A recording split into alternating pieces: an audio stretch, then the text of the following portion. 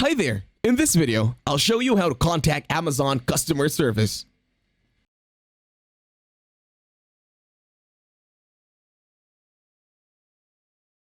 To start this tutorial, open your Amazon shopping application in your mobile device.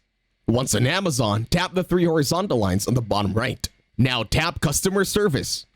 Wait for the application to load this time.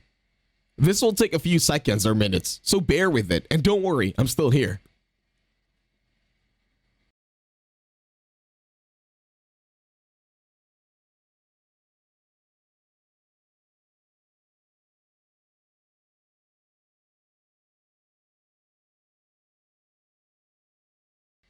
Now once the application loads, you will be seeing a lot of settings or also questions that you can have over at Amazon support. In here, we can scroll down and then just tap on the problem that you have over with Amazon. Then tap on I need more help. Wait for the application to load once again. This will take some time, but don't you worry, I'm still here.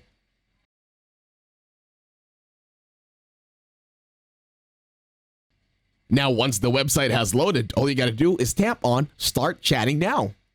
These are the two different options. You can choose to chat with support, or you could also request a call with support.